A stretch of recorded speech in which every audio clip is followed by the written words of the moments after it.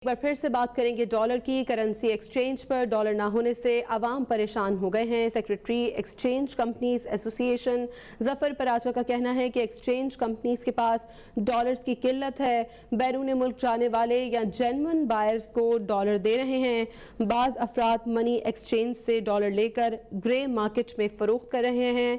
Grey market में dollar 250 से 255 रुपए में फरोख्त हो रहा है। Secretary exchange companies association Zafar Paracha का कहना था कि पाकिस्तान से डॉलर अफगानिस्तान और ईरान स्मगल हो रहा है। पाकिस्तान से डॉलर अफगानिस्तान स्मगल होने के पीछे भारत है। बगैर वीजा के अफगानिस्तान और ईरान जाने वाले डॉलर की स्मगलिंग में मुलविस हैं। जफर पराचा का कहना था कि हुकूमत को अफगानिस्तान और ईरान के साथ इमिग्रेशन पॉलिसी का असर-ए-नौ जायजा लेना चाहिए। Secretary exchange companies association Zafar Paracha साहब हमारे साथ मौजूद हैं। बहुत शुक्रिया पराचा साहब अब तक न्यूज़ को वक्त देने के लिए। फरमाइएगा क्या वजूहात हैं डॉलर पाकिस्तान से अफगानिस्तान और ईरान स्मगल होने की? देखिए जनाब, बात यह है, एक तो वजह यह है कि जो इंडिया है वो अफगानिस्तान में डॉलर खरीदना शुरू कर देता है महंगा, पाकिस्तान की इकोनॉमी को डिस्टेबलाइज करने के लिए। तो सारा डॉलर यहाँ से इकट्ठा होके और वो अफगानिस्तान स्मगल हो जाता है।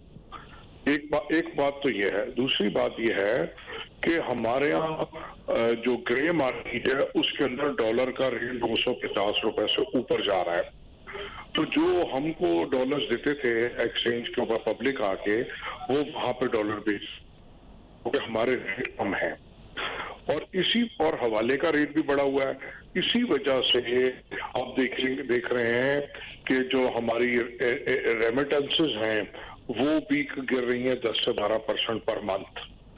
और क्योंकि उनको बहुत बड़ा हिट पड़ रहा है। इंटरबैंक का रेट है 224 रुपए और हवाले का रेट है 250। फिर वो जो रेमिटर कंपनियां हैं मनीग्राम एंड वेस्टर्न यूनियन, उनके जरिए जो पैसे भेजते हैं तो 10 से 12 रुपए वो लोग चार्ज कर लेते हैं रेट एंड कन्वर्जन की शक्ल में। तो जो ओवरसीज पाकिस्तान पर हिट पड़ रही है तो वो भी जो है हवाले से पैसे भेज रहे हैं। और फिर इसके साथ साथ हमारी जो फॉरेन डायरेक्ट इन्वेस्टमेंट है वो भी कम हो गई है। जो हमारी जो रोशन डिजिटल अकाउंट है उसके अंदर जो डिपॉजिट्स थे वो भी बाहर चले गए हैं। तो ये सारी चीजें मिल के रुपए के ऊपर प्रेशर आया हुआ है और डॉलर की शॉर्टेज हुई हुई है हमारे पास। लेकिन हमारे पास उन लोगों के लिए अवेलेबल है डॉलर ट्रेडिंग करते हैं या जो जिनको एडमिशन वगैरह की चाहिए, जेन्युइन कस्टमर्स के लिए डॉलर हमारे पास मौजूद।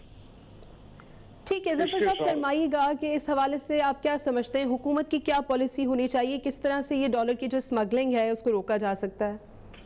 देखिए जनाब, जो मेन दो वजूहात हैं ईरान और अफगानिस्तान के साथ हमारी ट्रेड पॉलिसी और हमारी इमिग्रेशन पॉलिसी, क्योंकि ये दोनों पॉलिसीज हमारी जो है बाकी दीगर ममालिक के साथ है उनसे अलग है। हजारों लोग अफगानिस्तान और ईरान रोज जाते हैं जो कि करेंसी स्मगल करते हैं और वहां से गुड्स स्मगल करते हैं। अगर हम पॉलिसी और ममालिक की तरह वीजा और बायर उसको कर दें तो आप देखेंगे कि चंद 100 लोग रह जाएंगे ट्रैवल करने वाले। इसके साथ जो हमारी उनके साथ ट्रेड पॉलिसी है, अगर अफगानिस्तान हम कुछ चीज एक्सपोर्ट करते हैं तो वहां का इम्पोर्टर आता है, वो उसको हमने सहूलत दी हुई है कि वो बाई हैंड कैश डॉलर्स ले आए। वो बॉर्डर पे खाली एंट्री करा देता है कि जी मैं 5 लाख डॉलर लाया हूँ, कि वो लाता नहीं है। और तो वो यहीं से खरीद के डॉलर यहीं पे करता है और जो हमारा माल वहां जाता है उसके डॉलर आने के बजाय वो हवाले से पैसे दुबई चले जाते हैं। तो ये एक बहुत बड़ा हमारे पे दोनों ममालिक का बोझ है। उसमें उनकी गलती नहीं है, गलती हमारी है, क्योंकि हमारी पॉलिसी ठीक नहीं है। इस पॉलिसी को जरूरत है दोबारा से रिविजिट करने की और ठीक करने की। Secretary exchange companies association Zafar Paracha साहब, बहुत शुक्रिया आप तक न्यूज़ को वक्त देने के लिए।